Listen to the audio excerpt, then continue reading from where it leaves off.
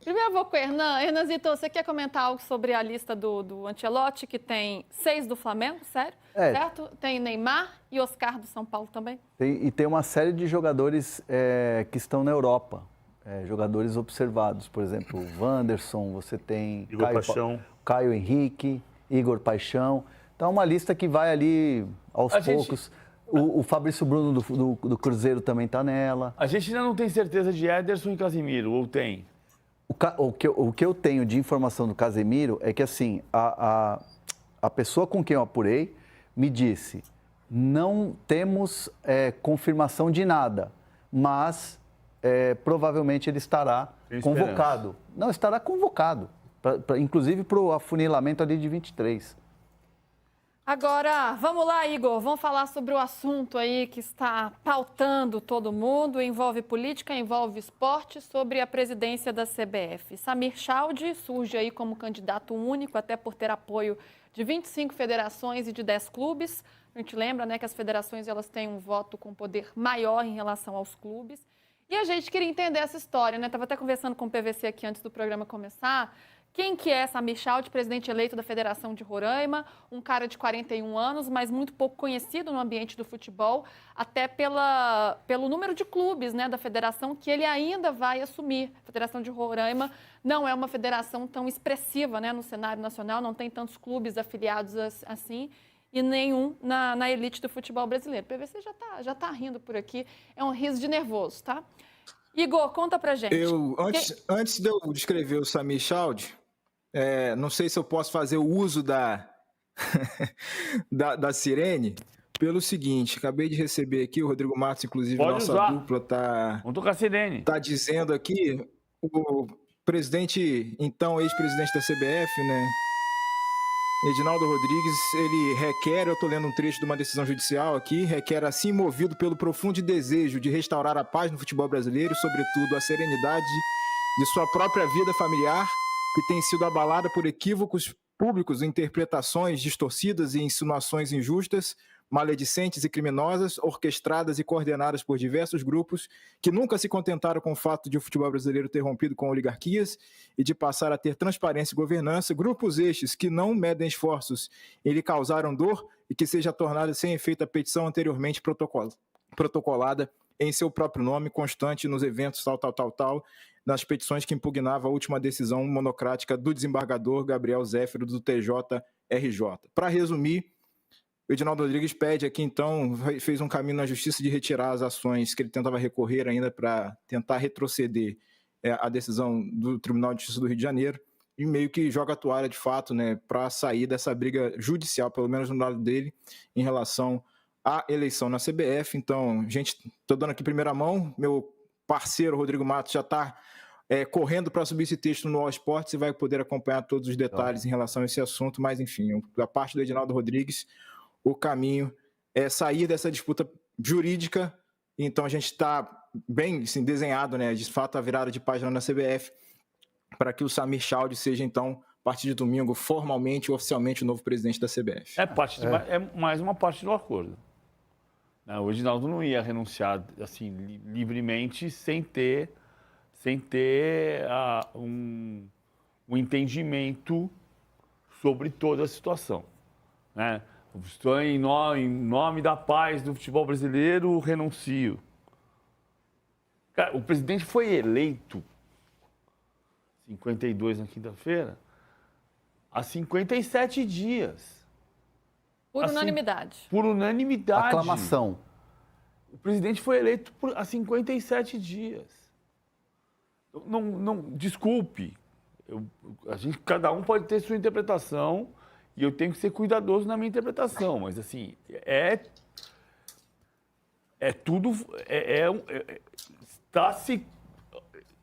o momento que ele percebe que não há mais possibilidade de retornar, ele está participando do acordo. E o acordo, cara, olha só, na quinta-feira, às 5 da tarde, o presidente da CBF é destituído do cargo. Às 9 da noite, 19 federações tem um documento redigido em conjunto, com unidade, coesão e 19 assinaturas virtuais, com o timbre e os símbolos das 19 federações. E eu vou achar que o documento foi redigido às 6 da tarde, para estar pronto às 9 da noite? Nossa, caiu o Edinaldo. Cadê o documento? Aqui. Pum, toma. Combinado com todos eles, né? Num país cujo futebol não consegue ter consenso sobre calendário, fizeram consenso sobre o manifesto do novo projeto do futebol brasileiro. E assim, me surpreende essa questão do Edinaldo, porque ele estava muito seguro no cargo, foi aclamado, foi eleito com unanimidade, por unanimidade. Ele foi atrás do Ancelotti, três vezes. Na terceira tentativa ele fecha, ele se adianta ao Real Madrid antes do anúncio do fim do ciclo e anuncia ele como o novo técnico da seleção brasileira. E aí, do nada, agora é pelo bem do futebol brasileiro, porque não deixaram ele governar, não deixaram ele cuidar da CBF, transparência. Mas, assim, é complicado a gente ouvir do ex-presidente Edinaldo falar em transparência, sendo que muita gente dentro da CBF trabalhava sob terror, assim. Né? Muita gente. Vamos lembrar, o CNM teve burnout por causa da arbitragem. Quem assumiu o lugar dele foi o Emerson Augusto de Carvalho, que não tinha poder nenhum. Ele só acatava e repassava, acatava e repassava. E aí outros departamentos também tinham trabalhavam assim sob terror, assim. Era clima muito ruim. Então, assim, que transparência é essa? E por que do nada, de repente, eu sou aclamado e agora eu faço isso pelo bem do futebol? Então, eu acho que também tem muita explicação a ser dada pelo Edinaldo. Sem dúvida. E o Igor conversou com o Samir Chaude, que é o presidente agora, né, numa chapa única, pelo menos por enquanto. E agora, com a saída de jogo aí do Edinaldo, a tendência é que isso se concretize, né? Já era assim. Vamos ouvir o que o Igor conversou com o Samir Chaude, que é quem deve ser eleito aí presidente da CBF. O processo eleitoral não foi eu que montei, não foi a equipe, isso foi uma decisão judicial, que nessa decisão eles pediram celeridade do processo, então o interventor que tomou essa decisão e a partir disso a gente tomou nossas decisões, então não foi uma coisa tomada por mim, eu que acelerei, não. Então essa interlocução ela tem que ter. O que eu quero, se conseguir chegar à frente do comando da CBF, é fazer uma integração. Trazer os clubes para perto da CBF, trazer os presidentes das federações para dentro dessa discussão e a gente, em conjunto, fazer uma discussão para melhorar o futebol brasileiro. Então, essa união ela é necessária e já tem que ser feita já. A gente não pode perder mais tempo com isso. Então, algumas palavras do Chaude para o Igor. Ô, Igor, ele fala aí sobre uma união dos clubes, é um discurso assim protocolar, né, falando sobre trazer as federações e os clubes também, e chama a atenção essa ampla adesão que ele teve, né, a ponto de não ter um adversário, porque Reinaldo Carneiro Bastos não conseguiu angariar apoiadores para que ele se candidatasse também, pelo menos por hora, a não ser que algo mude aí até a data da eleição. E ele conseguiu 25 federações e 10 clubes, sendo os clubes aí gigantes, Palmeiras, Vasco, Grêmio e Botafogo, além de, juntando aqui com Remo, Paysandu, Amazonas, CRB, Volta Redonda e Criciúma. Por que um apoio tão expressivo para um candidato, né, desconhecido, que não tem tanta representatividade aí no cenário? E o que dizer da postura desses clubes que acabaram indo para o lado dele e não junto com os clubes, né, no momento em que os clubes tentam uma união para a criação de uma liga? Um timeline aqui, Luísa. Da última vez que a gente esteve no programa, né, sexta-feira, o cenário era que Chaude já tinha despontado como favorito. E aconteceu já naquele mesmo dia, na noite, né, ele já tinha um cenário de apoio de 22 federações, o que já estava inviabilizando a candidatura de qualquer oposição, mesmo que o presidente Reinaldo Carneiro Bastos tentasse algum movimento ou não. Então já estava muito configurada a vitória dele ali pelo domínio das federações na sexta-feira à noite. Parênteses, Reinaldo, Igor. a gente sabe, né, quem acompanhou... Estava consolidado Sim. o apoio dele com as confederações se os clubes não conseguissem ter 36.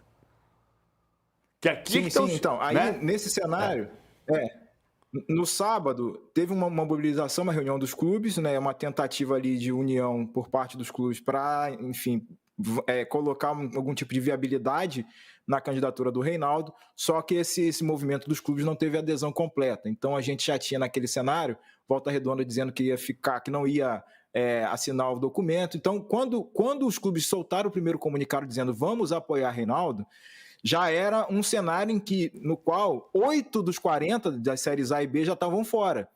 Nesses 8, já tinha um cenário de viabilidade, porque o Samir Chaldi precisava de 5. Então, se a gente contar Remo Paysandu, Volta Redonda 3, Vasco Botafogo 4-5, e a situação do Palmeiras ficou ali naquela dúvida, 6. Então, o protocolo da chapa do Samir já estava viável àquela altura. A gente não tinha como confirmar ainda quantos votos ele teria, se seria de fato uma candidatura única ou não. Mas quando ele estava ali com a confiança de ter 22, ele já travava a oposição, né? Porque sobrariam só 5 federações, e com 5 federações não conseguiria registrar a chapa de qualquer forma, o Reinaldo Carneiro Bastos. E aí chega no sábado essa reunião, essas séries de reuniões aí, Clubes da Libra, Liga Forte União, e no sábado à noite, que é quando eu consigo encontrar o Samir, ele dá essa entrevista para o UOL, que a gente acelerou a publicação para trazer logo o ponto de vista dele, enfim, como é que estava o cenário, ele já me dizia que tinha 23 federações e 10 clubes. E aí no domingo pela manhã, ele confirma esse registro de candidatura com 25 federações e 10 clubes. De fato, estão se confirmando a projeção da equipe política, né, dos assessores, do pessoal da articulação desse bloco, que não é, obviamente, encabeçado pelo Samir. O Samir é o cabeça da chapa, mas o bloco de articulação política não é uma liderança do Samir que está trazendo todo mundo para si. É um grupo de federações, de gente... IDP e Flávio Sveiter. IDP e Tribunal de Justiça do Rio de Janeiro. Né? IDP, Gilmar Mendes, foi todo mundo pro Riot. Sveiter. Todo mundo foi pro Riot no sábado à tarde, né? Todo mundo. No sábado de manhã, o Botafogo e o Vasco se declararam independentes. O Botafogo disse que se aproximou muito de Brasília em função do processo do Textor de poder ser banido. Essa frase foi dita na reunião da Liga Forte União. O Vasco tem uma questão com o Tribunal de Justiça do Rio de Janeiro. Quem é que deu a liminar para o Vasco retomar o controle da SAF em relação a 777 Partners? Qual foi o Tribunal do Brasil que deu a liminar que dá hoje poder ao Vasco da Gama no controle da SAF? Foi o Tribunal de Justiça do Rio de Janeiro, ou não foi? A questão sempre, para mim, é que as decisões judiciais têm que ser baseadas em questões jurídicas. E a gente está vendo que tem muitas vezes questões políticas. Né? A Leila Pereira tem todo o direito de dizer que o Palmeiras não tem que ir com a maioria. Não tem mesmo. Agora, quando ela fala que a plataforma de governo do Samir Chaldi é mais atraente para os interesses do que ela diz, e o Samir Chaldi não consegue explicar o que é fair play financeiro, sendo que a grande plataforma da Leila é fair play financeiro, então tem uma contradição. Ou não existe? Acho que vale a gente explicar, né, que o Samir Chaldi participou de um podcast do Charla, em que ele foi perguntado sobre o fair play financeiro, e ele dá uma resposta em que ele demonstra, né, que ele não sabe exatamente o que ele é. Ele fala sobre a desigualdade de receitas dos clubes e não sobre o que o fair play de fato então, diz. Tem um jogo político claro, Igor, não tem? Porque assim, na quinta-feira, às 5 da tarde, o Edinaldo cai. O corpo não esfriou, já tem um documento com 19 federações que viram 22 na sexta, que viram 25 no domingo. E aí, a questão central um grupo de clubes, com o perdão da expressão, traiu o movimento dos clubes. Porque se houvesse 6 desses 10 clubes, o Reinaldo Carneiro Bastos, os clubes não conseguiriam viabilizar a sua candidatura e nem o Samir Chaldi. Por exemplo, se CRB, que é da Federação do Feijó, né? Que teve interferência do Renan Calheiros. Segundo informações, teve interferência do Renan Calheiros. Se o Amazonas, que estava comprometido com o movimento dos clubes, se o Remy Paysandu estão com o Ricardo Gluckpol, que é um bom presidente da Federação Paraense, na minha opinião, tinha mais condição de ser presidente da CBF do que o Samir Chaldi, porque o Ricardo Gluckspohl está fazendo um grande trabalho na Federação do Pará, mas ele trouxe o Remo e o Paysandu, beleza. Mas eu estou falando assim, CRB, Criciúma, Vasco, Botafogo, Palmeiras e mais um tivessem ficado no movimento dos clubes, não viabilizaria nem a candidatura de um lado e nem a candidatura do outro. E aí a gente ia ter um processo de um mês. A gente precisa entender também o movimento, só para completar a linha de raciocínio em relação a essa debandada dos clubes para o lado do Samir, né? No primeiro comunicado que a Libra Forte União e a Libra, o pessoal que estava apoiando o Reinaldo soltou, tinha 32 clubes, né, ali. Depois saíram as assinaturas de CRB e, se não me engano, o Atlético Goianiense, que pediu para tirar. E aí depois, na hora da confirmação da chapa, apareceu já com a assinatura da chapa o Amazonas e o Criciúma também. Então, a gente precisa entender também como é que foi a composição da chapa do Samir em questão de vice-presidências. Presidente da Federação do Amazonas, Rosenha, está como vice-presidente. Presidente da Federação de Santa Catarina, Rubens Angelotti, está como vice-presidente do Chalde. Então, é uma grande... O que eu estou querendo dizer? É um grande grupo, só para a gente não personalizar a candidatura no Samir, mas o Samir foi colocado ali por decisão de um grupo, desses grupos políticos todos que eu estava mencionando, né? Gente de Brasília, gente daqui do Rio, todo mundo, esse monte de sobrenome famoso, claro, gente de influência, que colocou o presidente da Federação, futuro presidente da Federação de Roraima, como cabeça da chapa, para tentar agregar e trazer também, a gente dá uma matéria hoje no UOL, né, um certo banho de loja e uma figura com 41 anos, para dizer que o pessoal está renovando, como mas presidente, enfim, parte sim, como presidente da Federação não, Paraibana, porque é de fato um sistema que está alimentando isso tudo aí. Com a presidente da Federação Paraibana, sim, Fernando Collor de Mello é o presidente mais jovem da história do Brasil e a primeira ministra da Economia foi a Zélia Cardoso de Mello. E o Fernando Collor de Mello teve a prisão decretada no mês passado. Então não deveria ser este banho de loja.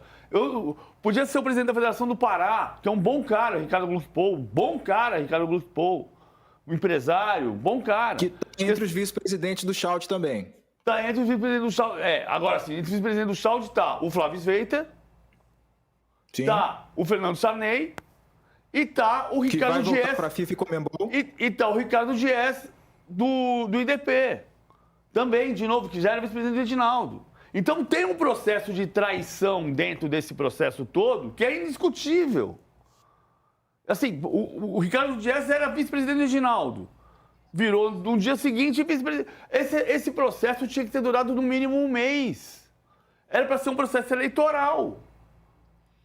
É uma questão muito complicada, a gente vai seguir acompanhando. Amanhã, com certeza, teremos novidades, porque isso vão surgindo a cada dia, mas tem um encaminhamento aí de como a coisa vai se resolver. Igor, obrigada, viu? Beijo para você. Não, última coisa que eu vou falar. Pessoal. Última coisa.